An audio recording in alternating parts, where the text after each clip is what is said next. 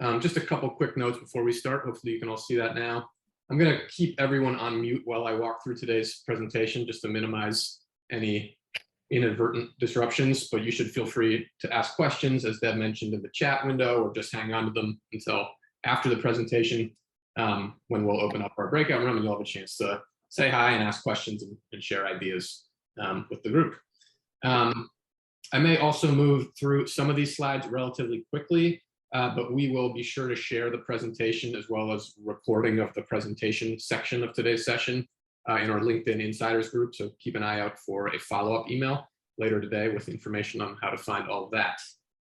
So with that, let's get started. Today's topic is about how to drive your sales process, including 4 specific levers that you can pull for more leads and appointments. And I wanted to start this session with just a brief pop quiz, which incidentally comes from a separate Insiders presentation that we've given in the past, focusing on 7 skills that we've determined to separate the master sales hunters apart from the pack. So we asked which of these 7 skills best describes a master sales hunter, recognizing that these are all good skills to have, but only one of them defines true sales mastery. So you have deftly manages conflicts, exhibits empathy, follows the sales process, and contributes to the team. And I realize I've probably already given away the answer by talking about today's topic, but the answer is that a master sales hunter follows his or her sales process. And the important point here is to emphasize process over results. So why is that important? So you have the plan master here saying that the outcome is up to his prospect, but the process is within his control. Not only that, a strong process is a win-win for both the sales rep and the prospect. And if you focus on delivering value, you'll earn trust, respect, and more sales. And to illustrate why following a strong process can be so successful, I wanted to share a few statistics from a recent survey by the RAIN Group, which is a sales training and consulting organization headquartered in Boston. They put a simple question to decision makers at B2B firms: what factors influence whether you agree to connect with a seller? And here are the results in order of the percentage of decision makers who cited a given factor. So, you can see there are 15 of them here. At the top, there are factors that you might expect. The buyer had a need for a product or service and currently had the budget. At the bottom, you see dissatisfied with their current vendor. These are things that we've all encountered as sales reps connecting with prospects. But then you have a whole number of others: offering value, a pre-existing relationship, previously bought from the seller. And I'll let you read through these, and we're going to refer to them throughout the presentation. But the idea here is there's this group of 15 factors. So let's take a look at which of these are inside our control and which fall outside of our control.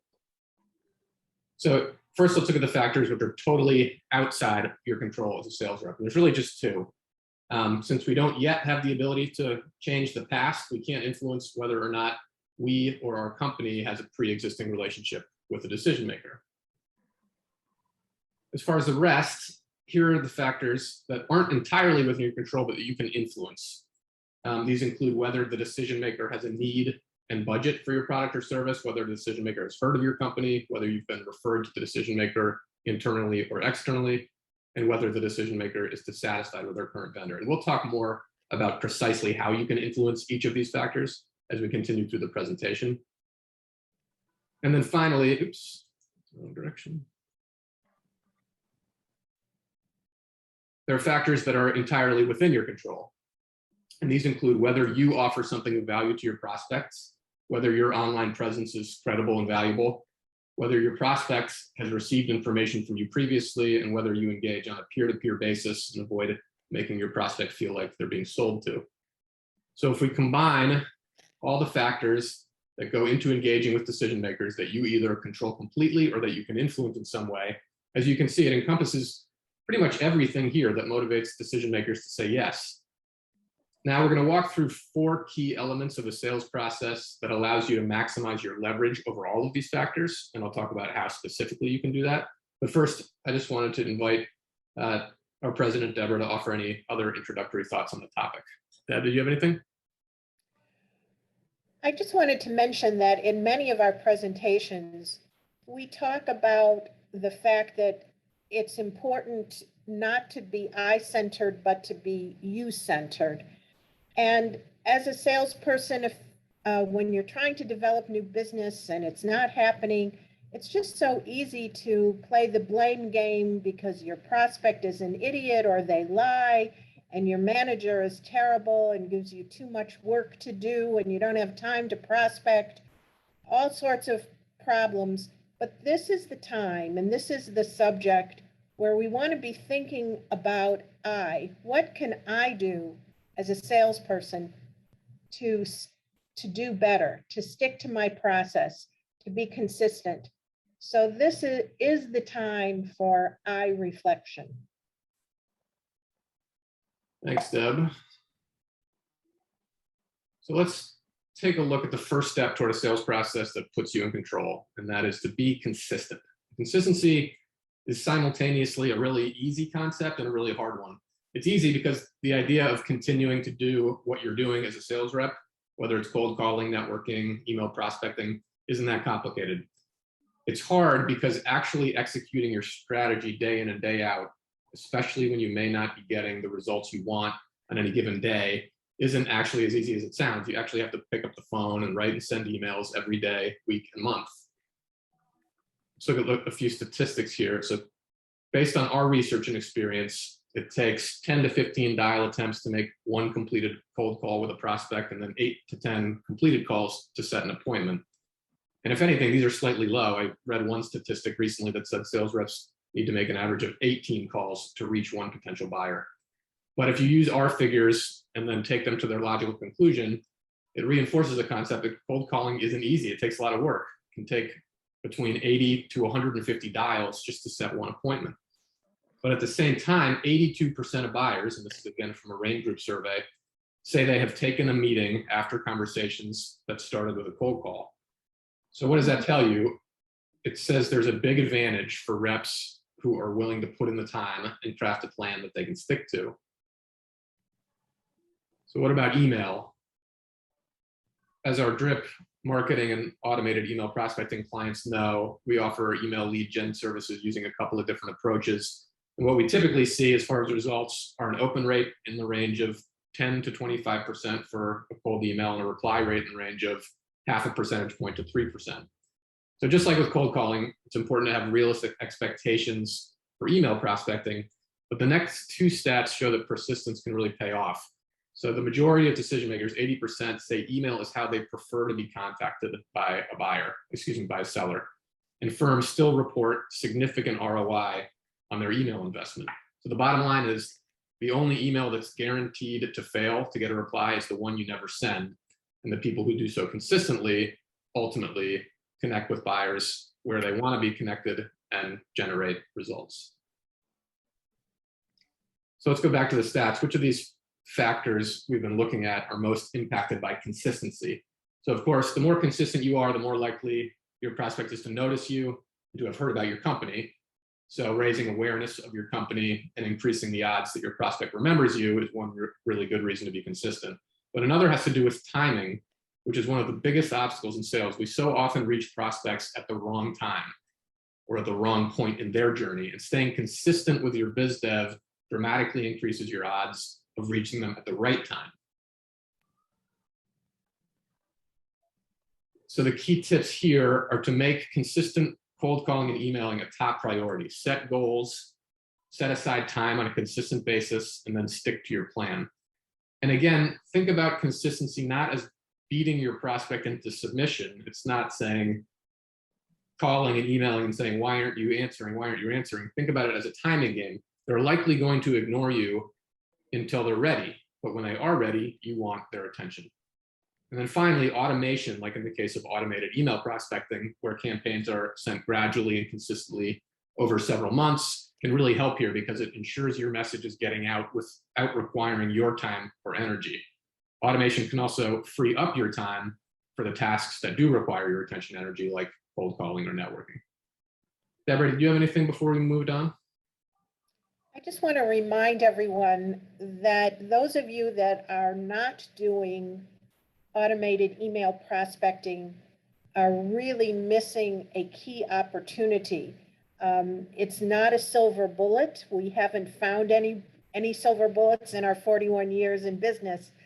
And at the same time, I know our staff would be extremely unhappy if we stopped doing it. Of course, we still cold call as well, but automation is probably not my favorite thing personally. I would rather have a conversation with someone in person or over the phone rather than by text. At the same time, the conversations that I hate and I'm happy to do over text are, things like, when do you want to meet, or where do you want to go for dinner, or those kinds of things that are just awful conversations and work much better through automation. So if you haven't talked to us about automated email prospecting, here's a reminder to do so. And that's actually a great segue to our next tip, which is the importance of diversifying your approach and using all of the tools in your toolbox. So here are the 4 basic tools in the biz-dev toolbox, and the most successful processes include a strategic combination of all 4. So you have very generally cold calling, email prospecting, social media, and networking and referrals. And here at BusinessWise, we primarily focus on helping our clients with the first 2. So I wanted to give a couple of ideas for ways you can combine them. And this gets right at what Deb was just talking about. And here's an example of how automated email prospecting might work in combination with another prospecting channel, cold calling. So imagine you have an automated email prospecting campaign running that's represented here on the left with a target market of 5,000 prospects. You're sending 3 messages out on a gradual basis. The list size is set and you filled it with your best 5,000 prospects, maybe based strictly on demographic criteria. So now you know that you're going to be reaching those 5,000 prospects with an automated campaign that requires no ongoing effort on your part, other than fielding responses as they come in. You can now use your cold call time to focus on a much tighter set of your absolute best prospects. So you've effectively created 2 lists tailored to your prospecting method, and you're reaching your top 100 prospects in more than one way. But you can also replace cold calling in this example with something like referrals, where you spend the time that you're saving through automation reaching out to existing clients to ask for referrals or to target shared connections on LinkedIn in search of an internal or external referral to a top prospect. Another strategy is to use voicemail and email in combination to mutually reinforce each other. So you have an example of, on the left, the voicemail you might leave, setting up an email on the right. And there's nothing particularly magical about the exact wording here. The basic idea is to use your voicemail to set up your next move. In this case, a follow-up email to your prospect with additional information. And as you can see, just to note, this voice message doesn't include a phone number, and that's because the odds that your prospect will call you back are very slim. So we've chosen to focus on setting up that next step. Everybody's got to have one guy that I told my client was really. And then, of course, you can use these in reverse order as well, sending information via email and then following up with a phone call, like in this example. And then finally, when it comes to social media, LinkedIn is obviously the focal point for most sales reps, and there are a lot of things you can do with LinkedIn, including simply sharing helpful information from your profile to prospects. But BeWise also offers the ability to click through to the LinkedIn profile of a company or individual decision maker, which enables you to leverage any mutual connections or potentially seek out internal referrals. So now that we've looked at some of those basic strategies for diversifying, let's come back to our decision-making factors. And as you can see, simply by diversifying your approach, you can get right at a good number of these, ranging from the simple act of raising company awareness to sharing information as a way to warm up a cold call or email, to crafting a credible and authoritative online presence using LinkedIn, or uncovering mutual connections that could turn into referrals. And just a few key tips to summarize: diversification means finding and using every possible avenue into your prospects. Where email fails, cold calling might work, and vice versa. Diversification is even more effective when you combine and sequence your biz dev channels to maximize their effectiveness and your own efficiency. And then baked into this whole concept is the idea that a good list is a lot more than just your prospects' names and company names. Knowing how to reach them, phone number, office location, email address, LinkedIn profile, makes that list exponentially more powerful. Deborah, anything to add? Sure, Sam. I wish I had saved every email that I get, a prospecting email, from competitors of ours who want me to find out more about a good list or ways to improve our prospecting. And I'm in shock that this is a company that doesn't remember how to eliminate their competitors from their marketing. So a good list is so key. And one of the things we're the best at is helping our clients create the right list for your email. Please use us to help you do that. Thanks, Deb. So moving on, step 3 toward a process that's under your control is this critical idea of injecting your own unique human personality into your prospecting. Because, and hopefully this is already obvious, but your prospect is a human and you are too. And of course you already know this, but so many sales reps talk and write like they're a brochure listing the features and benefits of their product, rather than directly engaging their prospect in the things they actually care about, which is their own problems and priorities. And I get that telling you to be human isn't all that helpful, so here are a handful of specific tips. So first, and we covered this as part of last month's session on the new rules of cold calling, but try thinking about your cold call scripts as a set of talking points rather than a rigid script that you need to read.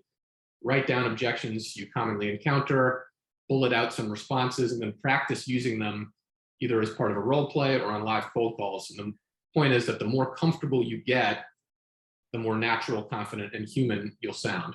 Second, when it comes to emails, it's so often that sales reps who are perfectly capable verbal communicators write emails that sound nothing like what they would actually say if they were speaking to their prospect. Emails are conversations too, and you should treat them that way. So write like you talk, which is like a human.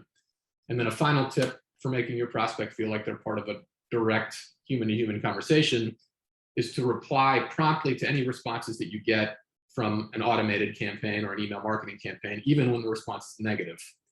It shows that there's a human on the other end, and it gives you a chance to get really personal by addressing any specific comments that your prospect makes or referring to their firm and its unique circumstances. And part of the point here is that obviously, when you're reaching out to a whole number of companies in a specific demographic category, it's hard to be human and personal with all of them. But when you get a reply, that gives you your opportunity to flip the script and inject that personality and humanness. So it's really critical to take it. And then as far as the factors you can influence or control when you inject that humanness into your biz dev, being human certainly can help you come across as a peer who's not aggressively selling your prospect. Instead, you're listening, collaborating, and offering insights and advice that provide real value to your prospect. In other words, you're a human, not a walking brochure for your company or product. Deb, anything to add here? I'd just like to give a shout out to you, Sam. When you write the messages for our clients that we're doing email for, it's amazing to me the different voices that you create based on those conversations with our clients. So the messaging for client A doesn't sound at all like the messaging from client B, even if they may be in the same industry or vertical market. You have a phenomenal skill of getting to that voice. And I will say, even better than me, when I read your messaging for us, I'm always thinking, gosh, I wish I had said that. Well, So it's interesting how important the unique voice is. You know, you think, oh, let's stick with one strategy that we know works, but really the strategy that works is being different from somebody else. And so when you have a client who has a distinct voice and personality, replicating that is really important because it injects their uniqueness into the process. So let's turn to the fourth and by far the most important step in a sales process you control. And it's perhaps the most difficult, but it's to enlighten your prospect with information and perspective that they don't already know or have. So in other words, you're giving your prospect a reason to engage because they will derive value from interacting with you, even if they never become a client. So think about that, what that means at every stage of the sales process, not just at the end, when the question is, what do I get when I buy your product or service? Your prospect has to see value in every single step, taking a call, opening an email, replying to the email, continuing the conversation, and so on. And just as we were discussing, so much of that value has almost nothing to do with your company, product, or service because it comes from you, the sales rep. So remember, for a lot of businesses, your prospect might be able to obtain the same basic products and services from your competitors. And the main differentiator in the sales process is you, your ideas, and your experience. So here are a handful of questions intended to get you thinking about all the specific ways you already help your customers and that can translate into ideas your prospects can benefit from them. And our regular insiders will recognize these. We've used them a couple of times this year in different insiders presentations, but I think they're really important to keep in mind. Things like what has changed in or shaped your client's industry over the past 1, 3, 5 years, what has changed in your industry over that time period. Maybe even more importantly, what forces will shape your client's future success that you can help address. A great one is, if you couldn't offer your product, how would you help your client achieve better results? And you can read through the rest of these, but then this final one is also good. How can your perspective help change your client's perspective on their own business? So much of this is about giving your client perspective they didn't already have, to recognize they might have a need that changing their course could help address. So here, now that let's look at these factors again. Offering value is the ultimate control mechanism for the vast majority of these. Not only do you give prospects a reason to say yes by offering credible value and meeting prospects where they are, thinking about their problems and priorities, you offer them that different perspective on their problems and priorities. You enlighten them about a need that they didn't know they had, which redefines their budget because you show them a cost-benefit calculation that they've never made before. You present an alternative path to sticking with their current vendor that makes them think twice about what it means to be satisfied. And that's all pretty high-minded, grandiose stuff. So start by asking yourself really the only question that matters at the onset of any prospect interaction. What decision is your prospect making now? In a cold call or email, that decision is definitely not whether to do business with you or your company. Usually the decision they're making is much simpler. Should I open this email? Yes or no. Should I take this call? Yes or no. Should I continue this conversation? Should I agree to another meeting? And since that's where they are, that's where you need to be. So ask yourself, what information would help them make a better decision? And then how can I provide that information? Deborah, do you have anything to add before I go into the breakout room discussion questions? No, go ahead, Sam. Great. So here are just a few additional questions to think about for purposes of our breakout discussion, which will begin in just a minute, or just to carry with you after today's session to help focus your process on factors that you can control, while at the same time increasing your chances of consistently generating opportunities and appointments. What metrics do you use to measure your performance? Are those metrics focused on outcomes or on process? Do you follow a sales playbook? Do you make a certain number of cold calls every week, month? Do you have a set of cold call scripts that you're confident in and can use conversationally and naturally? Does your process include a mix of cold calling, email prospecting, social selling, et cetera? Do you combine and sequence those strategically? And then do you use those channels to share valuable information with your prospects?